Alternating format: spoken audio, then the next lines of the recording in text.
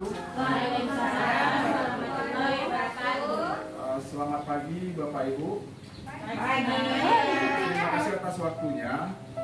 Baik, saya akan mensosialisasikan yaitu tentang AKM, Asesmen Kompetensi Minimum. Jadi apa itu pentingnya asesmen nasional?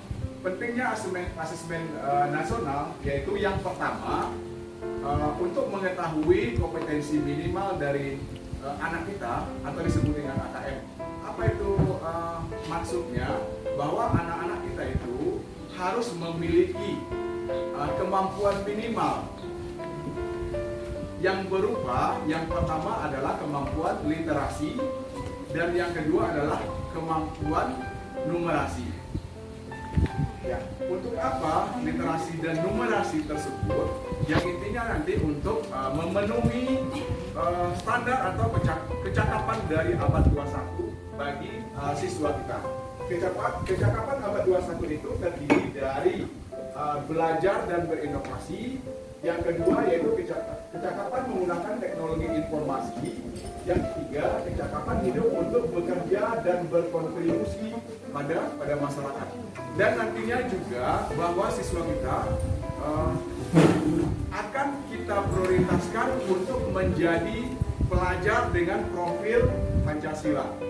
Yang pertama yaitu beriman dan bertakwa kepada Tuhan Yang Maha Esa dan berakhlak mulia. Yang kedua mandiri, yang ketiga bernalar kritis, yang keempat kreatif, yang kelima bergotong royong, dan keenam yaitu berkebinekaan global. Baik, apa saja kompetensi pada asesmen nasional tersebut? Yang pertama yaitu terdiri dari AKM itu sendiri. Yang kedua yaitu survei karakter. Yang ketiga adalah survei lingkungan belajar. Ya. Asesmen nasional atau disebut dengan AN itu sendiri adalah program penilaian terhadap mutu setiap sekolah, madrasah, dan program kesetaraan pada jenjang dasar dan menengah. Mutu sekolah dinilai dari hasil belajar siswa yang mendasar yaitu literasi, numerasi, dan karakter. Apa manfaat dari asesmen nasional nantinya? Yang pertama, bisa melihat atau memotret kualitas dari pembelajaran di sekolah. Yang kedua, sebagai umpan balik peningkatan kualitas pembelajaran sekolah. Yang ketiga, dasar untuk menyusun program peningkatan kualitas pembelajaran sekolah atau madrasah.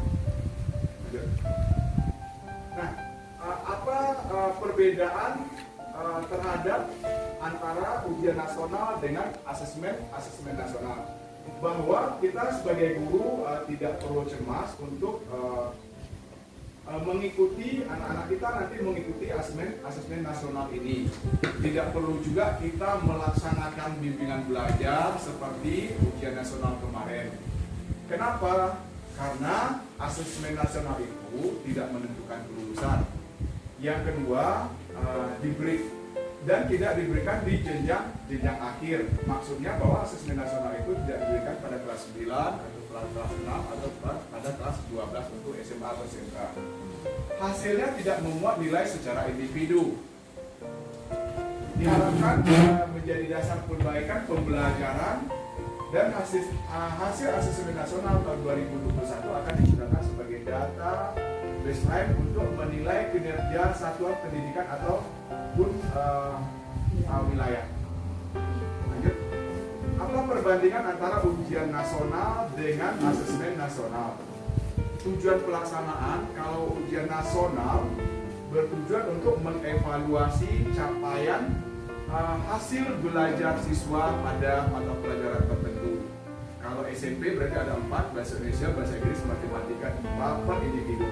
Sementara asesmen nasional ini untuk mengevaluasi mutu dari sistem satuan pendidikan atau sekolah masing-masing. Yang berikutnya jenjang penilaian.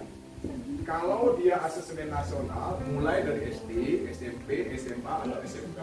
Sementara ujian nasional itu sendiri hanya pada jenjang SMP, SMA, dan SMK. Jadi bedanya bahwa kalau asesmen nasional mulai dari SD. Berikutnya level siswanya, level siswa dari kelas 5, kelas 8, dan kelas 11. Sementara ujian nasional pada jenjang akhir. Ya, apa maksud diadakannya tidak pada jenjang akhir? Bahwa hasil asesmen nasional nanti bisa dimanfaatkan untuk perbaikan proses pembelajaran di kelas. Bahwa yang kelas 8 nanti masih bisa dia menerima atau mendapatkan perbaikan dari pembelajaran di kelasnya pada kelas 9 misalnya. Kalau dia di SD berarti masih mendapatkan perbaikan proses pembelajaran di kelas 6. Kalau SMA berarti nanti di jenjang terakhir berarti masih bisa mendapatkan perbaikan proses pembelajaran di kelas. Berikutnya, subjek siswa. Kalau asesmen nasional hanya sebagai survei diambil dari beberapa siswa sebagai perwakilan. Sementara ujian nasional sama dengan sensus, berarti setiap siswa harus mengikuti ujian nasional tersebut. Berikutnya, model soal. Pada asesmen nasional ada beberapa macam soal yang akan diujikan atau bentuk soalnya. Bisa dari pilihan ganda kompleks. Pilihan ganda kompleks itu maksudnya bahwa boleh memilih atau pilihan lebih dari satu jawaban yang benar. Berikutnya menjodohkan, isian singkat, dan uraian. Sementara pada ujian nasional hanya terdiri dari pilihan ganda saja untuk SMP, dan SMA atau SMK ditambahkan dengan ujian uraian singkat. Berikutnya, sasaran penilaian untuk asesmen nasional yang dinilai berarti kompetensi literasi, numerasi, karakter, dan iklim satuan pendidikan. Nah, iklim satuan pendidikan ini juga nanti atau survei lingkungan akan diikuti oleh guru dan kepala sekolah sebagai perwakilan. Berikutnya ujian nasional, yaitu yang dinilai adalah penguasaan terhadap mata pelajaran. Model penilaian berbasis internet. Kalau ujian nasional juga sama, ada yang berbasis internet atau menggunakan pensil dan kertas. Berikutnya, asesmen nasional. Jadwal pelaksanaan dari asesmen nasional kemarin Dinas Pendidikan sudah merilis jadwal atau berapa waktu yang digunakan untuk asesmen tersebut. Untuk SD diadakan 2 hari, yaitu tes literasi 75 menit hari pertama, survei karakter 20 menit hari pertama. Setelah hari kedua, tes numerasi 75 menit dan survei lingkungan belajar 20 menit. Kalau tingkat SMP dan SMA atau SMK, hari pertama tes literasi dengan waktu 90 menit, survei karakter 30 menit. Hari kedua tes numerasi 90 menit, sementara survei lingkungan belajar 30 menit. Oke. Kompetensi akademik literasi membaca. Ya, kalau literasi membaca atau literasi apa saja yang akan dimaksudkan nanti. Yang pertama yaitu dari konteksnya, dari proses kognitif, dan dari konteksnya. Dari konteksnya itu terdiri dari ada teks informasi, teks fiksi. Sementara dari proses kognitifnya menemukan informasi, interpretasi dan integrasi, evaluasi dan refleksi. Berikutnya konteksnya personal, sosial budaya, dan saintifik. Berikutnya untuk akademik numerasi terdiri dari kontennya bilangan, pengukuran dan geometri, data dan kecerdasan beserta aljabar. Proses kognitifnya yaitu pemahaman, penerapan, dan penalaran. Konteksnya personal, sosial budaya, dan saintifik. Hasil dari akademik ini akan diinformasikan kepada sekolah masing-masing.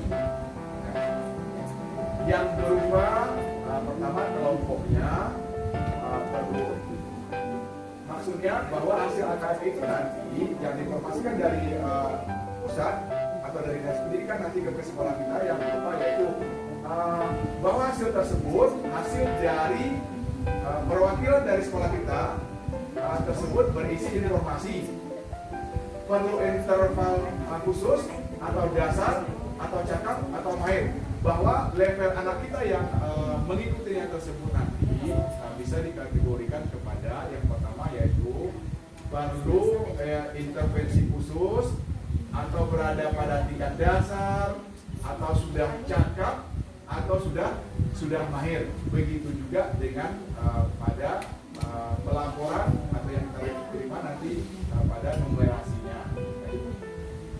Oke. Demikian Bapak Ibu permasalahan terkait dengan asesmen nasional atau AKM. Jadi untuk pelatihannya atau diklatnya juga masih buka sebenarnya.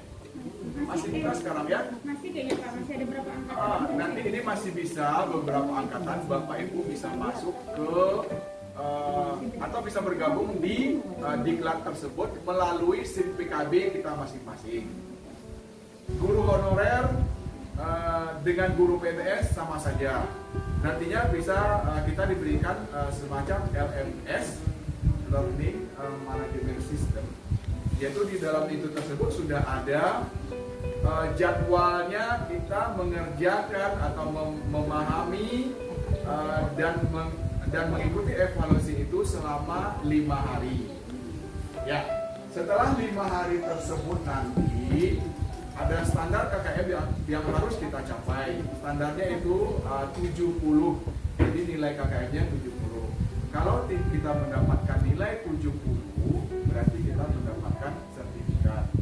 Dan kalaupun tidak mendapatkan nilai 70 pada ujian terakhirnya, berarti kita masih diberikan kesempatan sekali lagi untuk mengulang pada ujian akhirnya. Bagaimana caranya? Berarti kita punya dulu akun SIM PKB. SIM PKB itu berarti berisi informasi dari situ adalah linknya dan passwordnya. Ya Bu, Bu Fida? Ya, berarti linknya itu berarti dari nomor UKG kita tahun 2015. Ya, berikutnya kita sudah memiliki berarti masing-masing passwordnya. Seperti ini gambarnya. Berikutnya setelah masuk ke SIM PKB, ada informasi berupa informasi di situ. Berarti kita masuk ke guru belajar. Seperti itu, guru belajar di situ. Berarti masuk kita ke guru belajar tersebut. Ya, ini kira-kira bentuk dari informasi yang ada di guru belajar. Di situ ada diklat misalnya masa pandemi COVID itu yang sudah lewat, pendidikan keterampilan hidup itu sudah lewat, pendidikan inklusif itu juga sudah lewat, yang sedang berlangsung sekarang adalah asesmen kompetensi minimum atau AKM. Ya, berarti kalau Bapak Ibu ingin bergabung di dalam diklat tersebut bisa masuk ke asesmen kompetensi minimum tersebut. Ya, berarti adalah kota yang terakhir ya Bu ya.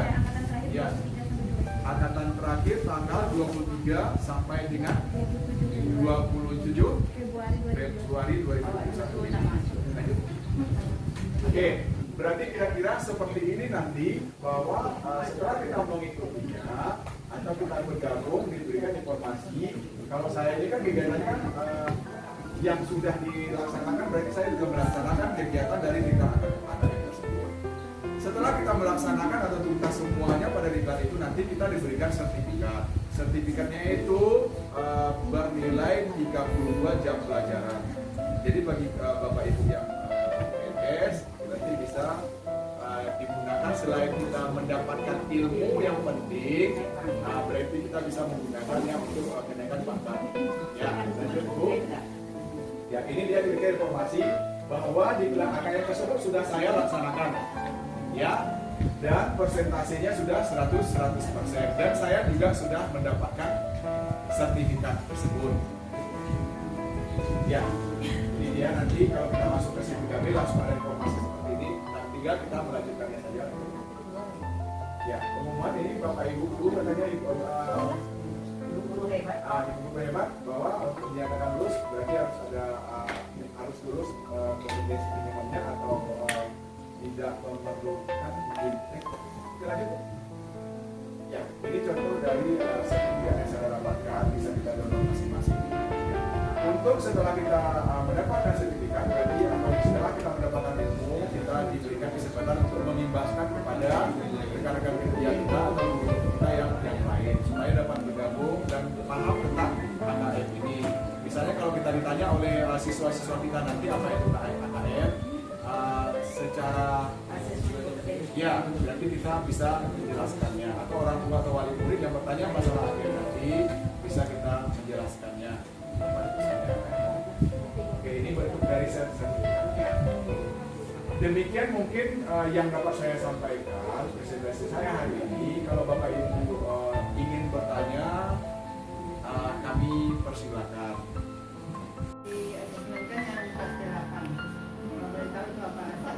Ya. Baik Bapak Ibu, ada pertanyaan dari Bu Neni, kenapa yang mengikuti asesmen nasional itu adalah kelas 8?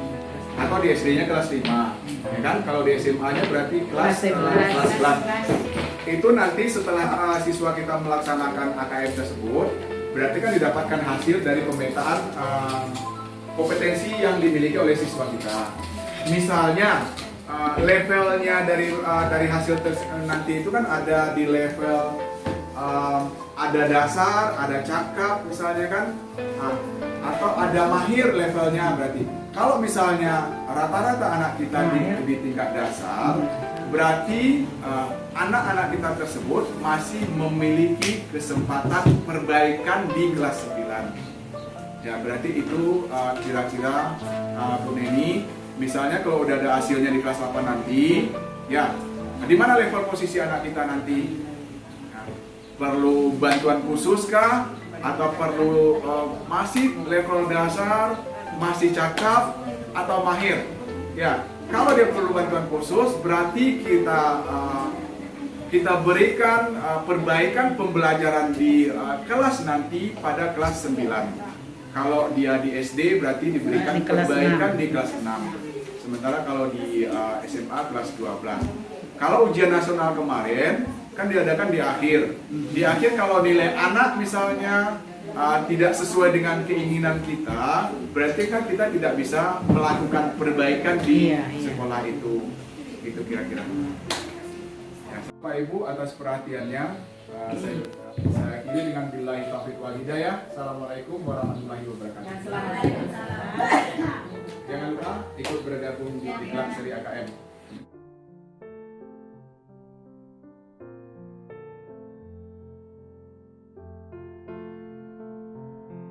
Assalamualaikum warahmatullahi wabarakatuh.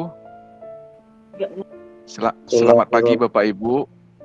Baiklah, pada kesempatan ini saya akan menyampaikan presentasi tentang perbandingan asesmen nasional dengan ujian nasional. Betul ya Bu? Bu Des? Ya, oke. Ya. Apa ya? Tidak apa-apa. Perubahan ujian nasional. Ya. Itu kriteria perbandingan antara asesmen nasional dengan ujian nasional. Yang pertama yaitu masalah tujuan pelaksanaannya. Tujuan pelaksanaan untuk asesmen nasional yaitu untuk mengevaluasi mutu terkait sistem satuan pendidikan. Sementara kalau ujian nasional bertujuan untuk mengevaluasi capaian hasil belajar murid secara individu. Di mute ya Pak dan Ibu, biar jelas apa yang disampaikan Pak Doni. Ya. Berikutnya perbedaan antara asesmen nasional dengan ujian nasional yaitu jenjang penilaian. Berhubungan dengan penilaian asesmen nasional yaitu mengukur kompetensi mulai dari SD, SMP atau MTS, SMA, SMK, program kesetaraan jenjang dasar menengah.